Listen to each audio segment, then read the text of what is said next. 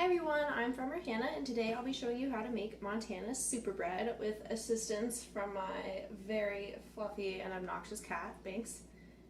Say hello. Anyway, so Montana super bread is a dish that we make as part of our Farmer in the Classroom experience, which is something that Garden City Harvest offers to Missoula County Public Schools second grade classrooms.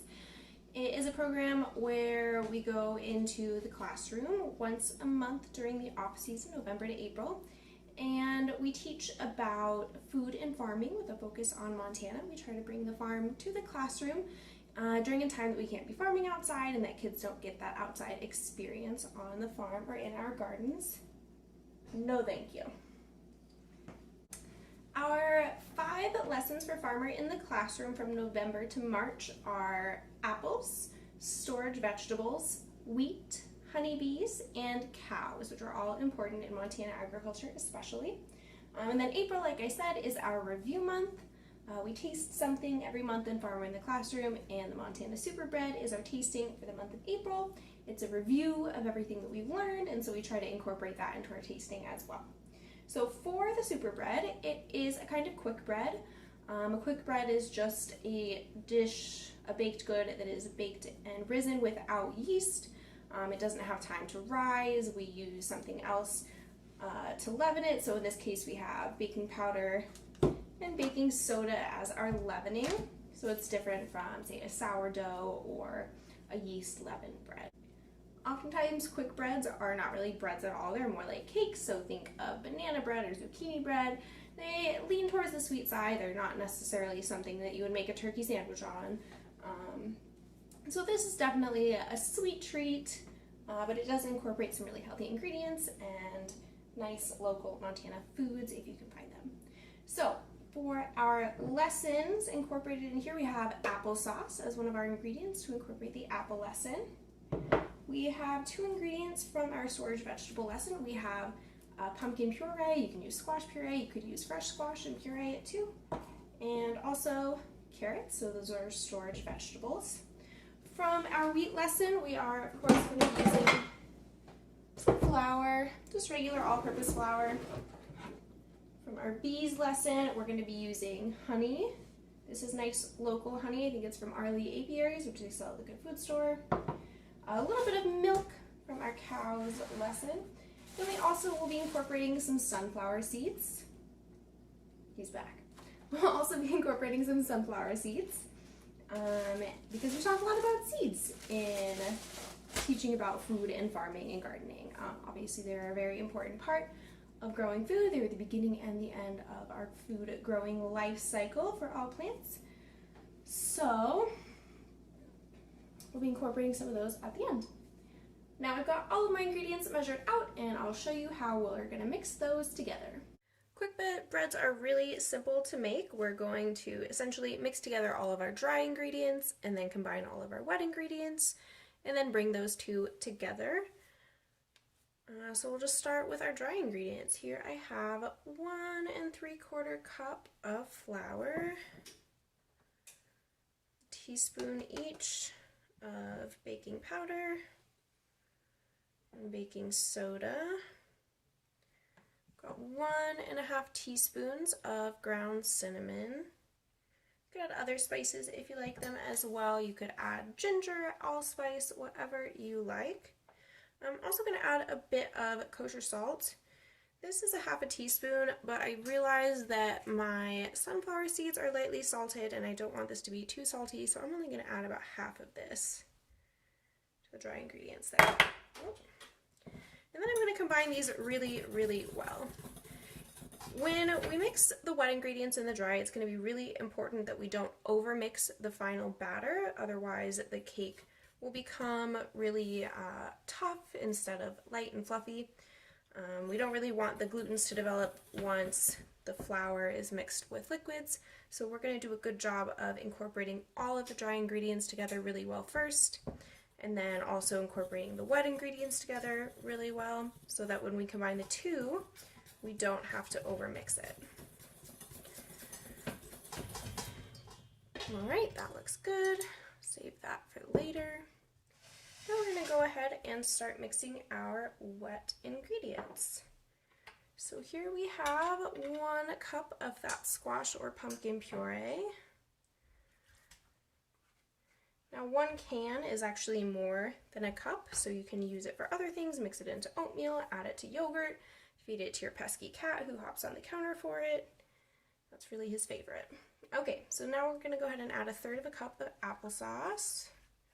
Applesauce will give moisture and sweetness to the cake. All right, and go in with 1/3 of a cup of canola oil. Just going to add everything and then mix it all together. All right, here we have 1/4 cup of milk. You can definitely use water instead if you're lactose intolerant or eat a plant-based diet. Just had some nice milk on hand, and it incorporates our cow lesson. So, there we go, the milk is in.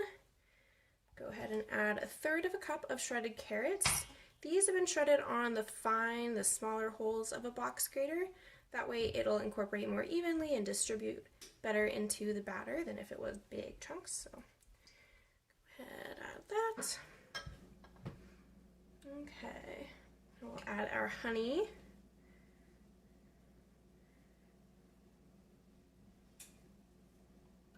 Honey can be tough to get out of these containers. A nice trick to use is to first measure or just coat your container with a little bit of oil, like canola oil, which we also needed for this recipe. So I just measured it in here first, and that will help the honey to slip out more easily when it's ready to pour. There we go. And then last but not least, we're going to add our 1/3 of a cup of brown sugar. There we go. Okay, scoop this over and give it a good mix.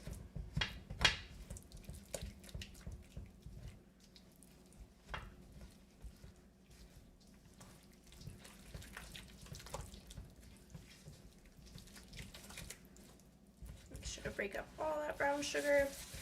We're adding the brown sugar to the wet ingredients because it will dissolve as it meets these liquids, and it'll incorporate better this way if it's all dissolved before we add the flour.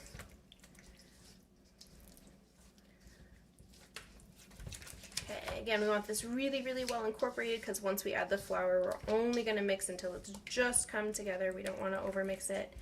We want to avoid having a tough, quick bread. Alright, that's nice and incorporated.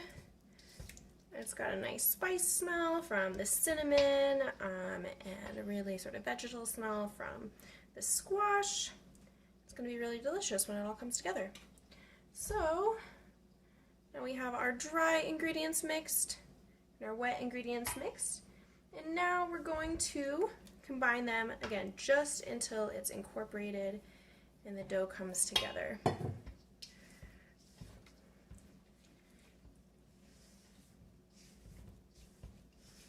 Make sure we're scraping the sides and the bottom. Get it all evenly mixed.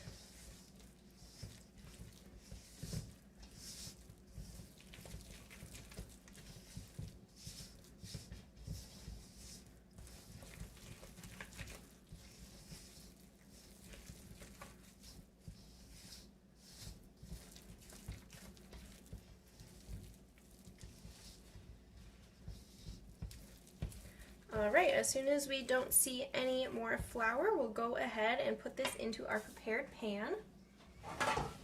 Got a roughly 9 by 5 loaf pan here. That's a pretty standard size loaf pan. If you have muffin tins, that works great too. A standard loaf pan should make about 12 muffins instead. Just make sure to look up changes for temperature and cook time if you do change the size of the pan. Alright, so this is just lightly greased so that our quick bread does not stick. I'm just going to pour it on in there.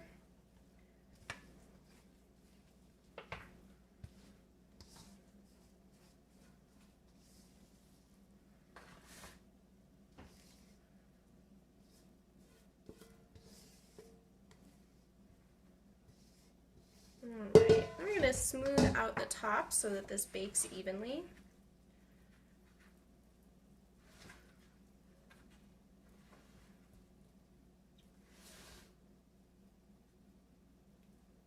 Get it off the side so that doesn't burn. Alright, and now we're going to pop it into the oven right away. Remember, this is a quick bread. That means it doesn't have to sit and rise. It'll rise in the oven because of that baking powder and baking soda. And if we let it sit for too long, sort of like over mixing it, the gluten will start to develop in the quick bread, and that'll make it really tough. And that basically just, the gluten is just the structure that grows when you combine flour and water. So we don't want that structure in there. We just want it to be really light and airy instead of really tough. So we're going to put this straight into our oven, which has been preheated to 350 degrees. Put it in there for about 55 to 65 minutes. I'll probably check on it in a little under an hour and see how we're doing. Alright, I've just taken the super bread out of the oven. It was in there for just about 58, 59 minutes, so just under an hour. So you can see it got really big. Kind of blew up my pan a little bit because I used a kind of flexible pan. The bake time will depend just slightly on what kind of pan you use and the temperature of your oven. They can vary a little bit. But you know it's done if you stick a cake tester or a long toothpick in, and then it comes out nice and clean. So no little crumbs. A little bit of crumbs are okay, but you don't want any like sticky, goopy batter. That'll tell you that it's still wet and not cooked on the inside. Now, you might have noticed that I forgot to add in my sunflower seeds at the end of mixing. I realized that right as I was putting it in the oven, so I just took it out, mixed them a little bit in the top layer, and then put a little sprinkle on top. We're going to let it cool in the pan for just a few minutes on this wire rack so it cools all the way around. Then we'll turn it out, let it finish cooling before we cut it open and eat. So here is my super bread all finished and cooled. It's good to eat now. It also freezes really well, especially if you make it in the muffin tin rather than in the loaf pan. You can freeze them and then just heat one up individually as you want them. This Montana super bread is really delicious. It's also super easy, so I hope that you'll feel encouraged to make it at home, especially for all of my Farmer in the Classroom friends who didn't get to have this in our last month of Farmer in the Classroom this year.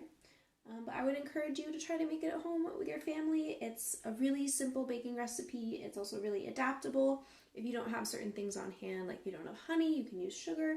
If you don't have milk, you can use water. You don't have to use sunflower seeds. You could do all kinds of mix-ins, really any kind of nut, dried fruit, even chocolate chips if you're feeling a little extra sweet. So feel free to make this and let me know how it goes. For the full Montana super bread recipe and more information on Farmer in the Classroom and Garden City Harvest Farm to School programming, check out the links in the description box below. Thank you for watching!